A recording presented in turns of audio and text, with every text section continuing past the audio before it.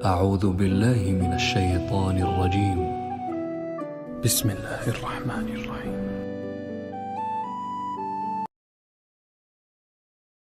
قرآن مجید کا تیسرا سپارہ، اور اس کے اندر اللہ تبارک و تعالی نے اپنے بندوں سے کیا کچھ بات ارشاد فرمائی ہے، اس کے ضمن میں ایک مختصر سا خلاصہ۔ پہلی آیہ کریمہ میں اللہ کریم نے اس بات کا اظہار فرمایا ہے کہ بندے سارے میرے ہی ہیں، لیکن جب میں فضل کرتا ہوں تو کسی کو کسی پر فضیلت عطا کر دیتا ہوں۔ ارشاد فرمایا تلک الرسل، یہ رسولوں کی جماعت ہے، فضلنا بعضهم علی بعض، پر ہم نے بعض کو بعض پر فضیلت عطا کر دی۔ پہلی آیت تیسرے سپارے کی۔ رسول ہونے میں، نبی ہونے میں سارے برابر ہیں، پر ہم نے بعض کو بعض پر فضیلت دے دی۔ فرمایا منہم من کلم اللہ ورفع بعضهم درجات۔ کیا خوبصورت انداز ہے۔ ارشاد فرمایا جا رہا ہے کہ ان میں سے کچھ ایسے ہیں جن سے اللہ نے کلام فرمایا ہے، اور بعض ایسے ہیں جنہیں اللہ نے درجوں میں اس سے بھی زیادہ بلندی عطا فرما دی۔ کوئی رہ فلک کو تیار گیا تے کوئی جا سدرات ہار گیا، ایک کالیاں زلفاں والا سی جڑا لنگر شاہ تو بھی پار گیا۔ انداز دیکھیے، فرمایا کچھ سے کلام کیا اور کچھ کو پھر میرے رب نے درجوں میں اور بلندی عطا فرما دی۔ اب اللہ جس کو بلندی عطا کرے وہ کتنی بلندی پہ گیا ہے اس کا کوئی اندازہ کر سکتا نہیں۔ تو میرے اللہ نے بھی نہ بات کھلی چھوڑ دی، فرمایا چلو حساب لگاتے رہو۔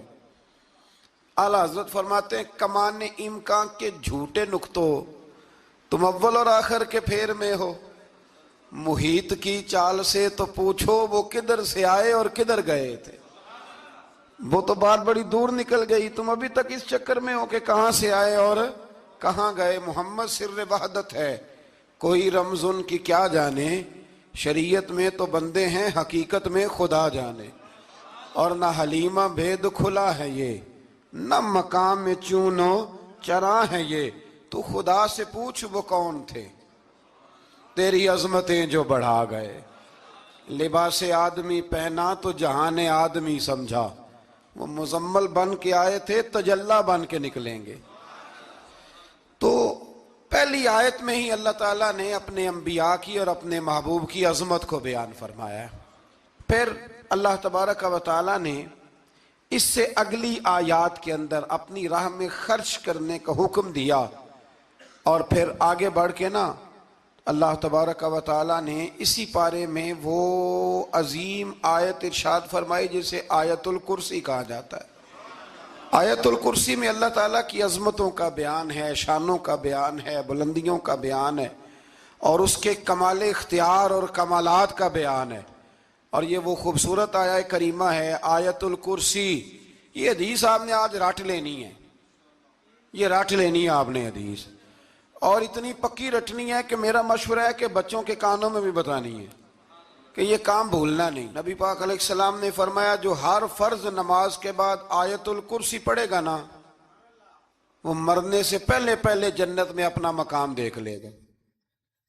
اب اس سے بڑی فضیلت کیا ہوگی کہ مرنے سے پہلے پہلے۔ امام سیوطی علیہ رحمہ نے اس حدیث کو نقل فرمایا۔ اللہ کریم نے نا آیت الکرسی کے فوراً بعد ارشاد فرمایا لا اکراہ فی الدین، اس دین میں سختی کوئی نہیں۔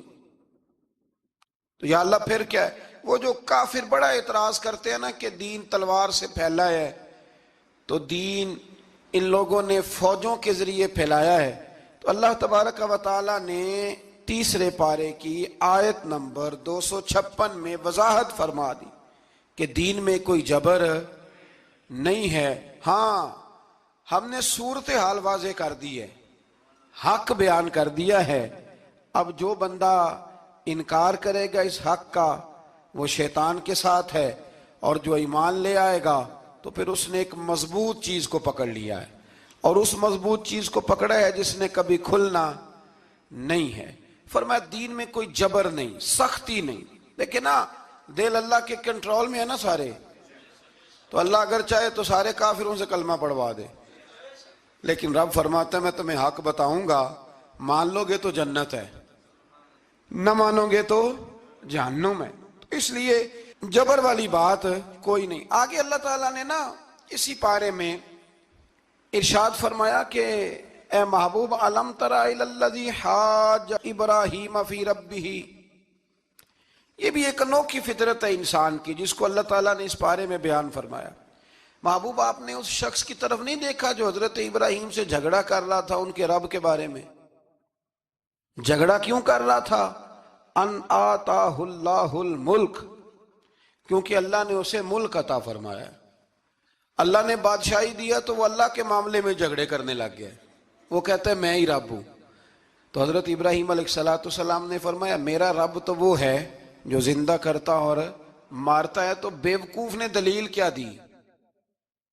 نمرود کہنے لگا میں رب ہوں، تو فرمایا میرا رب وہ ہے جو زندہ کرتا اور مارتا ہے، تو کہتا ہے میں بھی زندہ کرتا ہوں مارتا ہوں۔ دلیل کیا ہے؟ ایک سزائے موت کا قیدی منگایا اور حضرت ابراہیم علیہ السلام کے سامنے کہنے لگا بھی تمہاری سزا کیا تھی؟ وہ کہنے لگا کل پرسوں پھانسی ہونے والی تھی۔ کہنے لگا جاؤ تم آزاد ہو۔ کہنے لگا دیکھ لو میں نے زندگی دے دی نا، حالانکہ یہ پرسوں مر جاتا۔ اور ایک بے گناہ کو پکڑا، تلوار ماری اور قتل کر دیا۔ کہنے لگا دیکھو میں بھی تو زندگی اور موت دیتا ہوں۔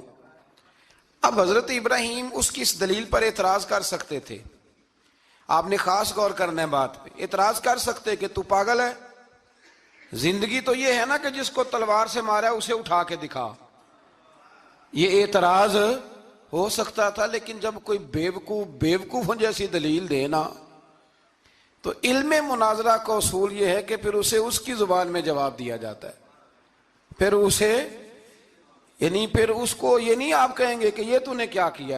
اب جس طرح کا منہ ہوگا تھپڑ بھی، یہ بزرگوں کی مثالیں ہیں نا، تو اس نے کہا جی دیکھو میں نے بھی بندہ ایک زندہ کر دیا ایک مار دیا ہے۔ اب یہ اس کی بیوقوفوں جیسی دلیل تھی، لیکن چونکہ بندہ ہی بیوقوف تھا تو اس کی اس کو سمجھ نہیں آنی تھی، تو حضرت ابراہیم نے دلیل بدل لی اور آپ فرمانے لگے چلو پھر اگر یہی بات ہے تو میرا رب وہ ہے جو سورج کو مشرق سے نکالتا ہے اور مغرب میں غروب کرتا ہے۔ تو اگر رب ہے نا تو اس طرح کر فاتی بہا من المغرب، تو اسے مغرب سے نکال۔ چل یہ تو نے زندہ مردہ کر کے دکھا دیا نا، تو مغرب سے نکال۔ فبہت الذی کفر، تو کافر پریشان ہو گیا، اس لیے کہ وہاں سے نکال سکتا نہیں تھا۔ تو جب آپ کسی سے گفتگو کرتے ہیں نا تو الجھے نہیں، بات ایسی کریں جس کا کوئی جواب موجود نہ ہو۔ یہاں مفسرین نے ایک بڑی شاندار بات لکھی ہے۔ مفسرین کہتے ہیں کہ اگر وہ یہ کہہ دیتا نا یہاں پہ، کیونکہ بیوقوف تھا نا کہہ نہیں سکا، اگر کہہ دیتا نا کہ مشرق سے تو میں نکالتا ہوں، تو آپ اپنے رب سے کہیں وہ مغرب سے نکالے، تو مفسرین کہتے ہیں اگر حضرت ابراہیم فرما دیتے نا تو رب کریم نے سورج مغرب سے بھی نکال دینا تھا، لیکن فبہت الذی کفر، وہ یہیں پہ نہ رہ گیا۔ اللہ کے بندے ہیں نا، امام اعظم ابو حنیفہ رحمت اللہ علیہ کے سامنے ایک دہری آ گیا، وہ کہتا تھا کہ ساری مخلوق خود بخود بنی ہے۔ تو امام صاحب نے بھی علم مناظرہ کے ساتھ اس کے ساتھ گفتگو کی، وہ کہنے لگا جی خود بن گیا سارا کچھ۔ تو امام صاحب کہنے لگے چل چھوڑ، کل بات کریں گے تیرے ساتھ۔ وہ کل دوبارہ آیا تو امام اعظم دریا کے کنارے کھڑے تھے، کہنے لگا امام صاحب بڑے پریشان کھڑے ہو؟ تو آپ فرمانے لگے پریشان اس لیے ہوں کہ میں نے عجیب ہی نظارہ دیکھا ہے، ابھی ابھی ایک درخت خود بخود کٹا ہے اور خود بخود اس کے تختے بن گئے، خود بخود رندہ چلا ہے، خود بخود کشتی بن گئی ہے، خود بخود دریا میں اتری ہے، اور خود بخود کچھ بندوں کو ادھر لے کے آنے لگ گئی ہے، کچھ کو یہاں سے ادھر لے کے جانے لگ گئی ہے، سارا کچھ خود۔ وہ کہنے لگا حضور سیانے بیانے بندے ہیں، کبھی کشتی بھی خود بخود بنی ہے، کبھی بندے خود بخود ادھر سے ادھر بھی گئے ہیں۔ آپ فرمانے لگے کشتی خود بخود نہیں بن سکتی تو اتنی بڑی کائنات خود بخود کیسے بن گئی؟ اور اگر بندے ادھر سے ادھر خود بخود نہیں آ سکتے تو بتا یہ سورج اور چاند خود بخود ادھر سے ادھر کیسے روز چلے جاتے ہیں؟ تھوڑی دیر چپ رہا، پھر آ کے امام اعظم کے ہاتھ چومے اور کہنے لگا آپ نے تو کمال کر دیا، میرا ذہن صاف ہو گیا، مجھے کلمہ پڑھائیں، میں بھی مدینے والے محبوب کا غلام بن جاتا ہوں۔ تو پکی دلیلوں کے ساتھ گفتگو کرتا ہے قرآن پاک، پکی دلیلیں۔ یہ آیت سبق یہ دیتی ہے کہ آپ کسی سے بات کریں تو اب چونکہ سپارہ لمبا ہے بات رہ نہ جائے، پر یہ مضمون اتنا شاندار ہے کہ میرا یہاں رکنے کو دل کرتا ہے۔ وہ ہمارا نظریہ یہ ہے کہ امام کے پیچھے سورۃ فاتحہ نہیں پڑھنی، اگرچہ جو پڑھتے ہیں اس پر کوئی سخت فتویٰ نہیں ہم دیتے، بعض آئمہ پڑھتے ہیں، لیکن سمجھانے کے لیے امام اعظم ابو حنیفہ رحمۃ اللہ علیہ کی رائے ہے کہ امام کے پیچھے سورۃ فاتحہ نہیں پڑھنی۔ ہمارے پاس دلیل ہے، قرآن کہتا ہے جب قرآن پڑھا جائے تو خاموشی سے سنو، اور حضور کا فرمان موجود ہے مصنف ابن ابی شیبہ میں کہ امام کی قرات ہی مقتدی کی قرات ہے۔ بزرگ کہتے ہیں کہ دلیل اس طرح کی دو کہ سامنے والے کے ذہن تک بات پوری اتر جائے، آپ اسے سمجھا پائیں۔ امام صاحب نے جب یہ بات ارشاد فرمائی تو کچھ لوگ آپ سے مناظرہ کرنے آ گئے، 15-20 لوگ تھے، ایک ادھر سے بولتا پڑھنی چاہیے صورت امام کے پیچھے، ایک ادھر سے بولتا پڑھنی چاہیے، ایک ادھر سے بولتا۔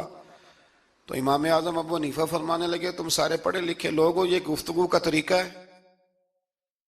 اس طرح بات کرتے ہیں کسی کے سامنے؟ میں اکیلا ہوں اور تم 15 لوگ ہو، کوئی ادھر سے بولتا ہے کوئی ادھر سے بولتا ہے، طریقہ کرو کوئی بات کا۔ وہ چپ کر گئے، کہنے لگے ویسے ٹھیک تو ہے، ہم تو غیر مہذب ہو گئے۔ تو امام صاحب کہنے لگے ایک بندے کو منتخب کرو، وہ میرے سامنے آئے۔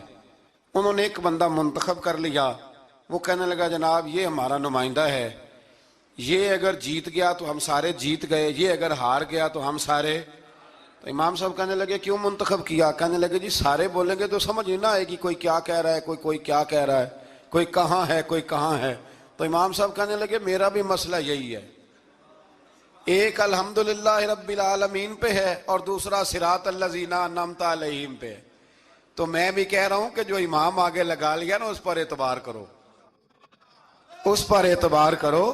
تو دلیل وہ دیں کہ جو دلیل سامنے والے کے ذہن میں اتر جائے۔ چلیں جی تھوڑا آگے چلتے ہیں۔ اللہ کریم نے نا آگے ایک اور مثال بیان کی، یہ جو بہت سارے لوگوں کے دلوں میں خیال آتا ہے نا قبروں میں جائیں گے ہڈیاں گل جائیں گی سڑ جائیں گی تو کیسے اٹھیں گے، تو اسی پارے کی آیت نمبر 259 میں اللہ تعالیٰ نے ہمارا وہ مسئلہ بھی حل کیا اور 2 واقعات تفصیل کے ساتھ تیسرے پارے میں بیان فرمائے۔ اللہ کریم فرماتے ہیں کہ کیا آپ نے اس شخص کو نہیں دیکھا کہ جو ایک ایسی بستی پر سے گزرا وَهِيَ خَاوِيَةٌ عَلَىٰ عُرُوشِهَا، جو اپنی چھتوں کے بل گری پڑی تھی، یعنی بستی تباہ ہو گئی تھی۔ وہ آدمی وہاں سے گزرا، وہ حضرت عزیر علیہ السلام تھے بہت سارے مفسرین کے نزدیک۔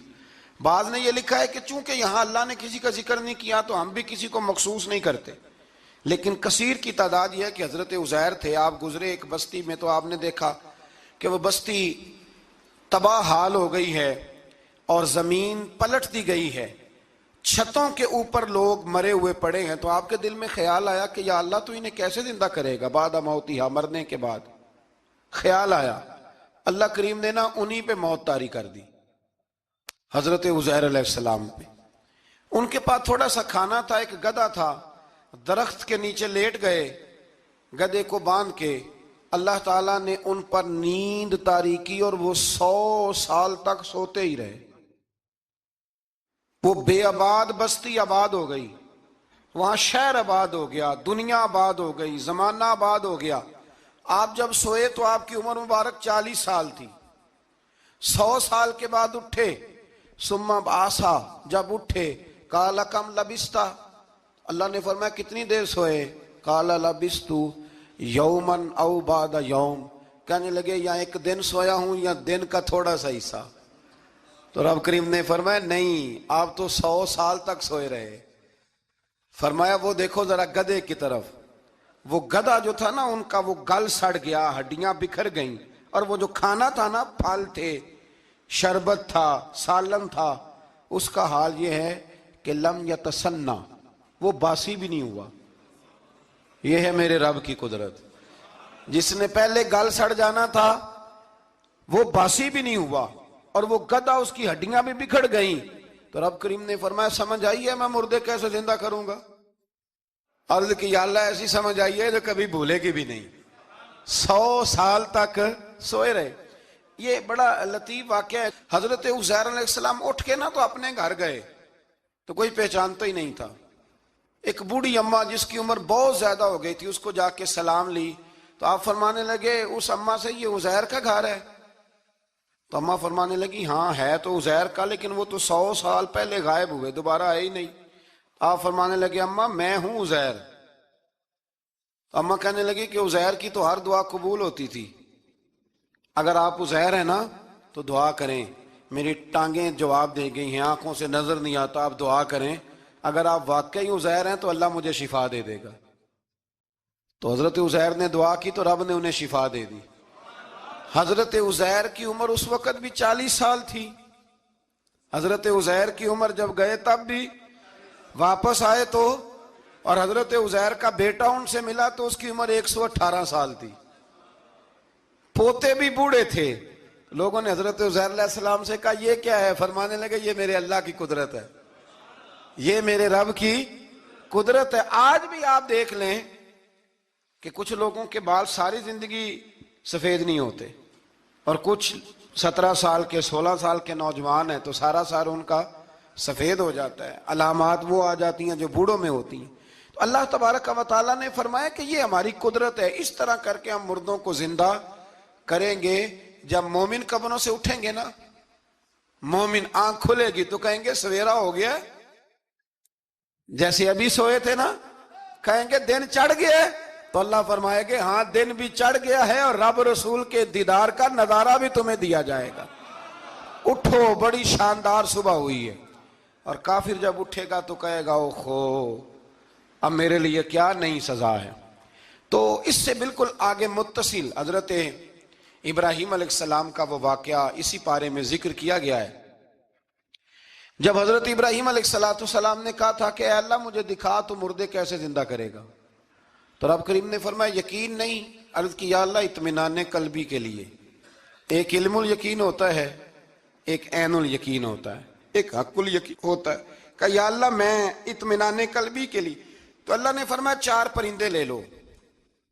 حضرت ابراہیم علیہ السلام نے 4 پرندے لیے، کچھ نے لکھا ہے کوا تھا، مور تھا، مرغی تھی، کبوتر تھا، مختلف نام آئے۔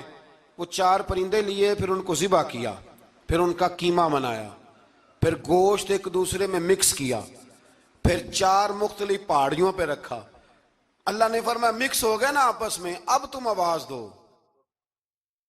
حضرت ابراہیم نے آواز دی اور رب نے زندگی دی، اور وہ پرندے اپنی ٹانگوں پر چلتے ہوئے حضرت ابراہیم کے پاس آ کے کھڑے ہوئے۔ تو فرمایا ابراہیم جس طرح ان کو زندہ کیا نا، اسی طرح پھر قبروں سے میں ہڈیاں بھی زندہ کر کے نکال دوں گا۔ میں ایک فلسفی کو پڑھ رہا تھا، یہ ہمارے جدید دور کے فلسفی بڑے عجیب باتیں کرتے ہیں۔ وہ کہتے ہیں جی ہوا ایسی چلتی ہے کہ انسان قبر میں ہوتا ہے تو ہڈیاں گل سڑ جاتی ہیں تو کوئی بھی نہیں بچتا، اور پھر آپ کہتے ہیں کہ کچھ کو عذاب ہوتا ہے کچھ کو ثواب ہوتا ہے۔ تو قبر کے اندر جب مردے چلے گئے تو آپ یہ بھی کہتے ہیں بعض لوگ کہ ایک قبر سے 70 اٹھیں گے تو ایک کو عذاب ہو رہا ہے ایک کو ثواب ہو رہا ہے، یہ کیا ماجرا ہے؟ ہمارے بزرگوں نے جواب دیا ہے، ہمارے بزرگوں نے یہ جواب دیا ہے کہ یہ ہوائیں، یہ فضائیں، یہ ساری اللہ کی قدرت ہے۔ ہر آدمی کو ٹھنڈ لگ جاتی ہے سردیوں کے موسم میں۔ میں نے کچھ ایسے بندے دیکھے ہیں، بلکہ کوئی مجھے کہے گا تو میں دکھا دوں گا، ساری سردیاں سویٹر نہیں پہنتے، پھر فوت ہو جاتے ہیں، اور کئیوں نے 6 پہنے ہوتے ہیں، پھر بھی دانت کے ساتھ دانت بج رہا ہوتا ہے، وہ کہتے ہیں توبہ توبہ بڑی ٹھنڈ ہے۔ یہ بھائی آب و ہوا ایک ہی ہے، لیکن وجود کے اثر قبول کرنے کے معاملات بھی اور ہی ہیں۔ یہی معاملہ قبر میں ہوگا۔ دیکھیں نا حضرت عزیر علیہ السلام کے گدھے نے بھی آب و ہوا لکھی اور کھانے نے بھی، تو گدھا گل سڑ گیا پر کھانا گلا سڑا۔ دوسری بات یہ کہ قبر میں بندے اکٹھے ہیں تو کسی کو عذاب تو کسی کو ثواب۔ تو امام جلال الدین سیوطی رحمۃ اللہ علیہ فرماتے ہیں 2 بھائی اگر ایک پلنگ پہ سوئے ہوں تو ایک خواب میں لاہور ہوتا ہے دوسرا پشاور ہوتا ہے، سوئے کہاں ہوتے ہیں؟ اکٹھے ایک پلنگ پہ۔ وہ ایک کہتا ہے میں رات کو لاہور تھا، اور دوسرا کہتا ہے نہیں تو غلط کہہ رہا ہے میں تو پشاور تھا، تو ہوتے کہاں ہیں؟ تو اگر ایک جگہ پہ آپ موجود ہیں اور اللہ تبارک و تعالیٰ نے آپ کو روحانی طور پر کہیں کا کہیں پہنچا دیا ہے، تو اسی طرح قبروں میں بھی اگر کسی کو عذاب ہوگا تو ہو ہی جائے گا، اللہ معاف کرے، اور اگر کسی پہ رحمت ہوگی تو وہ بھی انشاءاللہ ہو ہی جائے گی۔ تھوڑا سا آگے بڑھتے ہیں۔ پھر اللہ تبارک و تعالیٰ نے نا اپنی راہ میں خرچ کرنے کی بات ارشاد فرمائی فرمایا اگر تم میری راہ میں خرچ کرو گے تو میں تمہیں 700 گنا کر کے واپس کروں گا۔ اللہ کی راہ میں خرچ کریں گے تو کتنا ملے گا؟ یہاں بھی معاملہ یقین کرنے کا ہے۔ قوم کو یقین آ جانا کہ ڈبل ہو جائیں گے تو ساری قوم لٹ جاتی ہے۔ اگر اتنا یقین ہو جائے نا ڈبل ہو جائیں گے تو لٹ جاتی ہے، تو اگر یہ بھی یقین ہو جائے نا کہ 700 گنا ہو جائیں گے تو پھر بھی میرا خیال یہ ہے کہ قوم لٹنے کو تیار ہو سکتی ہے، لیکن وہاں لٹ کے برباد ہوتے ہیں۔ رب رسول کے رستے میں لٹیں گے تو آنے والی نسلوں کو بھی اللہ آباد فرما دے گا، اللہ آباد کر دے گا آنے والی نسلوں کو۔ تو میرے دوستو تھوڑا سا آگے جب ہم اس پارے میں چلتے ہیں تو اللہ تبارک و تعالیٰ نے 2 باتیں ارشاد فرمائیں۔ ایک تو ارشاد فرمایا کہ شیطان تمہیں نا 2 چیزوں کے بارے میں اکثر ورگلاتا ہے۔ ایک تمہیں کہتا ہے کہ کنجوسی کرو، فقر تنگ دستی ہو جائے گی اگر خرچ کرو گے، اور دوسرا تمہیں کہتا ہے بے حیائی کرو۔ اللہ نے فرمایا یہ 2 کام تم نے کرنے نہیں، نہ تم نے بخل کرنا ہے اور نہ تم نے بے حیائی کرنی ہے۔ اور پھر آگے جا کے ارشاد فرمایا کہ دانائی بڑی حکمت ہے، عقل مندی بڑی حکمت ہے، زندگی دانائی سے گزارو۔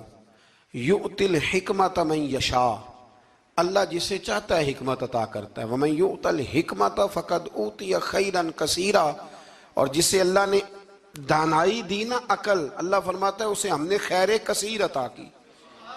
کام سارے ہی ہو جاتے ہیں پر جو عقل کے ذریعے کیا جائے نا، شیخ سعدی نے کہا تھا اگر تیرے پاس 1 من علم ہے نا تو 10 من عقل کی بھی ضرورت ہے، پھر وہ علم آگے پہنچتا ہے۔ 10 من، 1 من شعور کے ساتھ، دانائی کے ساتھ۔ میرے نبی کریم علیہ السلام نے نا بڑی دانائی کے ساتھ دین پھیلایا ہے، بڑی حکمت کے ساتھ، بڑی خوبصورتی کے ساتھ۔ حضور نے، ایک شخص نے آ کے کہا یا رسول اللہ صلی اللہ تعالی علیہ وسلم میں 5 نمازیں نہیں پڑھ سکتا، 2 پڑھوں گا۔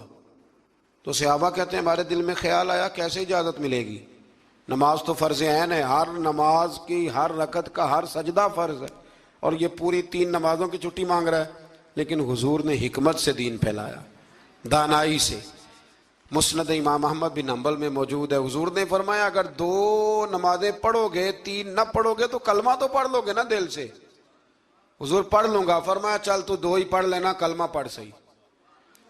حضرت ابو ہریرہ کہتے ہیں اس نے 3 نمازوں کی چھٹی کی شرط پر کلمہ پڑھا، ابھی پورا ہفتہ نہیں ہوا تھا کہ اس نے 5 نمازیں کیا تہجد بھی شروع کر دی۔ اس شخص نے پھر اشراق اور چاشت بھی پڑھی، وہ ساری رات مصلی پہ بھی بیٹھا۔ لہٰذا دانائی کے ساتھ گھر بھی آپ کا حکمت سے چلے گا، دانائی سے چلے گا، دکان بھی آپ کی حکمت اور دانائی سے چلے گی۔ تو مسلمان اس کو نہیں کہتے جو جذباتی ہو جائے، جو فٹافٹ مرانے پہ اتر آئے، اس کو کہتے ہیں جو بڑی دانائی کے ساتھ، حکمت کے ساتھ چیزوں کو لے کے آگے بڑھتا ہے۔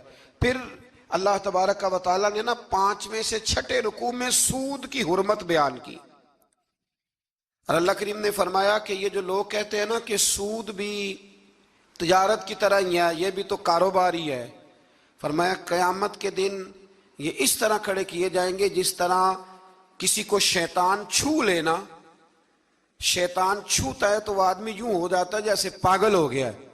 تو ان لوگوں کو جو سود اور کاروبار کو ایک کہتے ہیں، انہیں بھی قیامت میں پاگلوں کی طرح کھڑا کیا جائے گا۔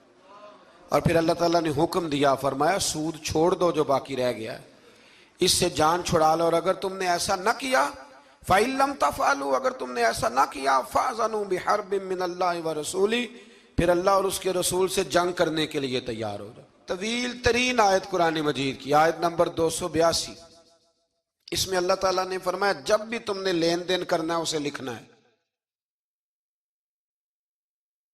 ایک لفظ سے نا مجھے تو کئی دفعہ چڑی ہو جاتی ہے، وہ لفظ ہے کہ مجھے اعتبار ہے۔ میں کہتا ہوں کہ وہ والدین بڑے ظالم ہیں جو کہتے ہیں مجھے جوان بچی اکیلی کالج جاتی ہے تو مجھے اعتبار ہے، جوان بچے کو 10-20 ہزار روپیہ جیب میں ڈال کے گلی میں بھیج دیتے ہیں اور کہتے ہیں مجھے اعتبار ہے۔ اسی طرح وہ لوگ بھی بڑے ظلم کرتے جو اپنے بھائی کے ساتھ لین دین کرتے ہیں، تحریر نہیں کرتے اور کہتے ہیں مجھے اعتبار ہے۔ اللہ کو بھی تو اعتبار ہے نا اپنے بندوں پہ، تو رب فرماتا ہے میرے بندو جب لین دین کرو تو اسے لکھ لو، یہ قرآن کا حکم ہے، یہ میرے رسول کی سنت ہے، یہ میرے نبی کا طریقہ ہے، جب بھی لین دین کریں اسے تحریر کریں, اسے طے کریں, اچھے طریقے سے نوٹ کریں, تاکہ وہ کسی جگہ پہ جا کے بھی کوئی معاملہ بھی کمزوری کا باعث نہ بنے. تو اس آیہ کریمہ میں اللہ کریم نے یہ بھی ارشاد فرمایا کہ للہ ما فی السماوات و ما فی الارض. آگے جا کے فرمایا کہ زمین آسمان میں جو کچھ بھی ہے ان سب کا مالک اللہ ہے. ہمیں اللہ نے جو کچھ دیا نا وہ استعمال کرنے کے لیے دیا ہے. اگر ہم مالک ہوتے تو قیامت میں حساب نہ دیتے. مالکوں نے کبھی حساب نہیں دیا, حساب تو منشی دیتے ہیں. اللہ نے ہمیں استعمال کرنے کے لیے چیزیں دی ہیں, اس لیے اللہ فرماتا ثم لتسألن یومئذ عن النعیم. قیامت میں نا میں تم سے ایک ایک نعمت کے بارے میں سوال کروں گا. تو یہ ساری امانتیں ہیں اللہ کی. جتنا کچھ ہمارے پاس ہے, وہ کوئی بھی صلاحیت ہو, کوئی بھی قوت ہو, تو اس کو صحیح صحیح استعمال کریں امانت کو. پھر میرے عزیز, اللہ تبارک و تعالیٰ نے نا اس سورہ مبارکہ کے آخر میں ہمیں ایک دعا سکھائی ہے. وہ بڑی شاندار دعا ہے. ہر چیز طلب کرتی ہے کہ اس کو پڑھا جائے, دیکھا جائے, پر اس دعا کے آخری لفظ یہ ہیں واعف عنا, اللہ ہم سے درگزر فرما. اور آخری لفظ یہ ہیں کہ واغفر لنا, اللہ ہمیں بخش دے. وارحمنا, اور اللہ ہم پہ رحم فرما, اس لیے کہ انت مولانا, تو ہی ہمارا مددگار ہے. فانصرنا علی القوم الکافرین, اللہ کافروں کے مقابلے ہمیں ہماری مدد فرما. تو پھر آگے سورہ آل عمران شروع ہوتی ہے. سورہ آل عمران کے بالکل ابتدا میں اللہ کریم نے فرمایا کہ قرآن پاک میں 2 قسم کی آیات ہیں. کچھ آیات بالکل واضح ہیں اور کچھ آیات ایسی ہیں کہ جو متشابہ ہیں, جن کو سمجھنے کی ضرورت ہے. تو فرمایا جن کے دلوں میں کجی ہے نا, کھوٹ ہے, وہ متشابہ آیات کے پیچھے جاتے ہیں. کچھ آیات بالکل واضح ہیں, کچھ کو سمجھنے کی ضرورت. تو 2 لوگ قرآن پڑھ پڑھ کے فساد برپا کرتے ہیں, یہ وہ لوگ ہیں جو متشابہات کے پیچھے لگتے ہیں, واضح آیات کی طرف نہیں جاتے. ہمارے زمانے میں بھی ہم دیکھتے ہیں کہ قوم یہ جو واضح آیات ہیں ان پر عمل نہیں کرتی, بلکہ کچھ ایسی آیات, کچھ ایسی باتیں جن کو بڑی گہرائی اور گہرائی سے سمجھنے کی ضرورت ہے وہ لے کے آ جاتی ہیں. کہتے ہیں یہ فلسفہ بیان کریں. تو میں کہا کرتا ہوں جو سیدھی سیدھی چیزیں ہیں پہلے ان پہ عمل کر لو نا. نمازیں 5 فرض ہیں, وہ پہلے پڑھو نا. ماں باپ کی خدمت فرض ہے, وہ کرو. حق سچ بولو, حلال روزی کھاؤ, جو ہے وہ دیانتداری کا مظاہرہ کرو. تو یہ کام کرو نا. پھر آگے فلسفے میں بھی چلے جائیں گے, پھر منطق کی باتیں بھی چھیڑ لیں گے. تو جو واضح واضح چیزیں ان پر تو عمل کر لیں. وہ باریکیوں میں جانا, پہیلیاں جو ہے وہ بجھانا اور بڑی بڑی عجیب باتیں کرنا, ان سے نکلیں. اللہ تبارک و تعالی ہمیں سمجھنے کی توفیق عطا کرے. پھر اس سے آگے جا کے نا تو اللہ تبارک و تعالی نے اسی آیہ کریمہ کے اندر حضرت مریم کا ذکر فرمایا ہے. جناب مریم سلام اللہ علیہا اللہ تبارک و تعالی کی وہ پاک باز بندی ہیں جن کی ماں نے منت مانگی تھی کہ اللہ اگر تو مجھے بچہ دے گا نا تو میں وہ تیرے رستے میں دے دوں گی. یہ حضرت عمران علیہ السلام کی صاحبزادیاں جناب مریم اللہ کی ولیاں ہیں. عورت نبی ہو سکتی, یہ کیا ہیں؟ اللہ کی ولیہ. تو حضرت مریم جب وہ بچہ پیدا ہوا ان کی ماں نے منت مانگی تھی. یہ قرآن مجید ہے, یہ 3 پارہ ہے اور اس کی جو آیات ہیں وہ ہیں آیت نمبر 34-35. اس سے آگے جب آپ چلیں گے تو یہ سارا مضمون سورہ آل عمران میں آپ کو ملے گا. تو جب آپ کی ولادت ہوئی تو بیٹی پیدا ہو گئی. تو اب حضرت جناب مریم سلام اللہ علیہا کی جو والدہ تھی نا وہ ان کو لے گئی جناب زکریا علیہ السلام کے پاس. وہ ان کے خالو تھے. کہا میں نے منت مانگی تھی کہ میں بچہ ہوگا تو مسجد کے لیے وقف کروں گی, تو اللہ نے بچی دی ہے. تو حضرت زکریا نے جناب مریم کے لیے اوپر چھت پہ ایک محراب بنا دیا. وہ محراب کے اندر رہتی تھی, وہاں عبادت کرتی تھی. حضرت زکریا آپ کے خالو بھی تھے, اللہ کے پیغمبر بھی تھے. وہ وہاں بیٹھا کرتے تھے اور ان کی پرورش کرتے, کھانے پینے کا خیال کرتے. بڑی خاص بات ہے, عقیدے کی بات ہے. جب سے پہلا سپارہ ہم نے شروع کیا نا تو تھوڑی سی دیر کے بعد وہ عقیدہ آ جاتا ہے جس عقیدے پہ اللہ تعالیٰ نے مجھے اور آپ کو قائم رکھا ہوا ہے. ذرا دیکھیں یہاں بھی بات کھل کے کیسے واضح آتی ہے. حضرت جناب مریم جب جوان ہو گئیں تو حضرت زکریا ایک دن اندر داخل ہوئے تو دیکھا کہ وہاں بے موسم پھل پڑے ہوئے ہیں. موسم بھی نہیں ہے اور وہ پھل موجود ہیں. تو اللہ کے نبی نے اللہ کی ولیہ سے پوچھا کہ یہ کہاں سے آئے؟ انا لکی ہاذا، پوچھنے لگے حضرت زکریا یہ کہاں سے آئے؟ قالت ہوا من عند اللہ، تو حضرت مریم کہنے لگی یہ میرے اللہ کی طرف سے آئے ہیں، یہ مجھے اللہ نے دیے ہیں. اور ان اللہ یرزق من یشاء بغیر حساب، اور جب رب کسی کو رزق دیتا ہے تو پھر بغیر حساب و کتاب ہی عطا فرماتا ہے. تو حضرت زکریا کے پاس اولاد کوئی نہیں تھی، بوڑھے ہو گئے تھے. جب دیکھا نا کہ اللہ کی ولیہ کو اللہ نے بے موسم پھل دے دیے تو خیال آیا کہ میں بھی بوڑھا ہوں، میری بیوی بھی بوڑھی ہے، تو اگر رب اپنی ولیہ کو بے موسم پھل دے سکتا ہے اور دیتا ہے اپنے کرم سے، تو اپنے نبی کو بھی تو بغیر موسم کی اولاد دے ہی سکتا ہے نا. اب موسم تو گزر گیا، بڑھاپا آ گیا، لیکن وہاں کھڑے ہو کے حضرت زکریا نے دعا مانگی، رب نے قبول فرمائی، اور حضرت یحییٰ علیہ السلام حضرت زکریا کو عطا فرمائے.